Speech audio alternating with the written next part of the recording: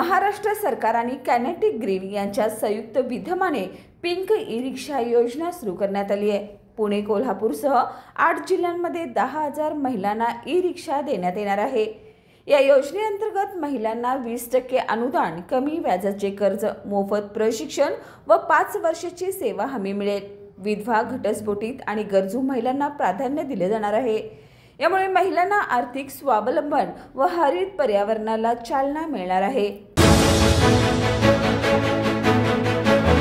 मासिक गुन्हे आढावा बैठकीत पोलीस अधीक्षक योगेश कुमार गुप्ता यांनी सर्व अधिकाऱ्यांना निर्देश दिलेत की गणेश उत्सवातील आगमन आणि विसर्जन मिरवणुका रात्री 12 वाजेपर्यंत संपवाव्यात। यासाठी मंडळाशी समन्वय साधून वेळेत मिरवणुका सुरू कराव्यात।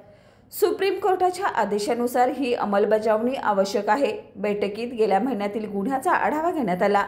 तसेच गोकुळाष्टमी, स्वातंत्र्य दिन आणि गणेश उत्सवाच्या पार्श्वभूमीवर बंदोबस्ताचे नियोजन करण्याचे निर्देशही देण्यात आले। राज्य सरकारची लाडकी बहीण योजना लाभार्थ्यांच्या खात्यात रक्षाबंधनाच्या आधी हप्ता जमा होणार अशी माहिती महिला व बालविकास मंत्री अदिती तटकरे यांनी दिली। 1500 रुपयाचा हप्ता कालपासून काही पात्र महिलांना मिळायला सुरुवात झाली आहे। यंदा फक्त 1 हप्ता मिळणार असून गतवर्षीप्रमाणे 2 हप्ते मिळणार नाहीत।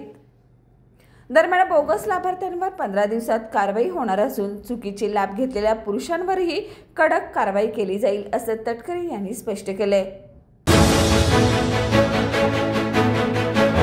गणेश उत्सव साजरा करण्यासाठी विद्यार्थ्यांना आता 5 दिवसाची शालेय सुट्टी मिळणार आहे। युवासेना प्रमुख आदित्य ठाकरे यांच्या सूचनेवरून शिवसेनेच्या शिष्टमंडळाने ही मागणी केली होती। राज्य सरकारने यंदाचा गणेश उत्सव महाराष्ट्र राज्य महोत्सव म्हणून घोषित करत सुट्टीस मान्यता दिली आहे। या काळात कोणत्याही प्रकारच्या परीक्षा घेतल्या जाणार नाहीत आणि नियम न पाळणाऱ्या शाळांवर कारवाई होणार। श्री शाहू छत्रपती शिक्षण संस्थेच्या शहाजी महाविद्यालयात क्रांती दिनानिमित्त जरा याद करो कुर्बानी हा कार्यक्रम हिंदी विभागाच्या वतीने उत्साहात साजरा करण्यात आला।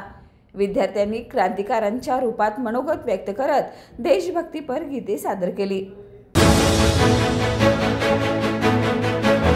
कोल्हापूर जिल्ह्यात महिला आर्थिक विकास महामंडळाच्या माध्यमातून 3 महत्त्वाच्या प्रकल्पांना चालना मिळणार आहे। महिला व बालविकास मंत्री अदिती तटकरे यांनी या प्रकल्पांना 3% निधीतून आर्थिक पाठबळ देण्याचा विश्वास दिलाय। यासाठी पालकमंत्र्यांशी चर्चा करून लवकरच निधीसाठी पाठपुरावा केला जाईल असंही त्यांनी स्पष्ट केलंय। सांगरूळ येथील प्राथमिक आरोग्य केंद्रात वृषाली साठे यांची प्रसूती करताना बाळ दगावल्याची दुर्दैवी घटना घडली। नातेवाईकांनी डॉक्टरांवर वेळेवर उपचार न दिल्याचा आणि हलगर्जीपणाचा आरोप करत आरोग्य केंद्रात गोंधळ घातला। वृषाली साठे यांची प्रकृती नाजूक असून प्रकृती स्थिर होईपर्यंत CPR मधील डॉक्टरांना थांबण्याची मागणी नातेवाईकांनी केली। वेळेत रुग्णवाहिका उपलब्ध न झाल्यामुळे परिस्थिती अधिक बिघडली असा आरोपही यावेळी करण्यात आलाय।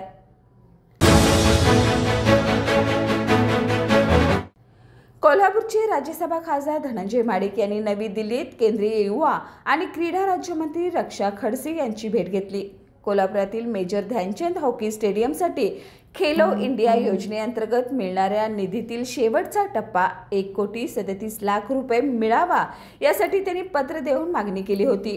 त्यांच्या पाठपुराव्यामुळे हा निधी तातडीने कोल्हापूर महापालिकेकडे वर्ग करण्यात आलाय। सध्या जिल्ह्यात पावसाने थोडी विश्रांती घेतली असली तरी नारळी पौर्णिमापासून 15 ऑगस्टपर्यंत मध्यम ते जोरदार पावसाचा अंदाज हवामान तज्ज्ञ माणिकराव खुळे यांनी व्यक्त केलाय। दरम्यान गेल्या 2-3 दिवसापासून वातावरण उघड असल्यामुळे तापमानात सरासरीपेक्षा 3 ते 4 अंशांनी वाढ झाली असून 26 ते 29 डिग्री दरम्यान तापमान जाणवत आहे। गुरुवारी सकाळी 8 वाजेपर्यंत 24 तासात सरासरी 2.3 मिलीमीटर पावसाची नोंद झाली आहे। कॉमेडीमॅन कपिल शर्माच्या नेटफ्लिक्सवरील नवीन शोच्या उद्घाटनासाठी सलमान खानला आमंत्रित केल्यामुळे कपिल शर्मांच्या मुंबईतील कॅफेवर गोळीबार करण्यात आलाय। लॉरेन्स बिश्रोई टोळीशी संबंधित गँगस्टर हरी बॉक्सर यांनी ही जबाबदारी स्वीकारली असून सलमान खानसोबत जो कोणी काम करेल त्याला ठार मारू असे धमकी देणारा ऑडिओ क्लिप सध्या समोर आली आहे। बाळ, फ्रीजमधून श्रीखंड काढ ना. आम्ही पूर्वी घरीच बनवायचो श्रीखंड. त्याची चवच वेगळी होती. आता काय सगळं रेडीमेड. आजी, हे श्रीखंड खाऊन बघ. आज तुझ्या आईनं घरीच बनवलं की काय? हे आहे गोकुळचं श्रीखंड. अगदी जिभेवर रेंगाळणार. जिभेवरच नाही तर मनावरही रेंगाळणार. गोकुळ श्रीखंड, मनावर रेंगाळणार.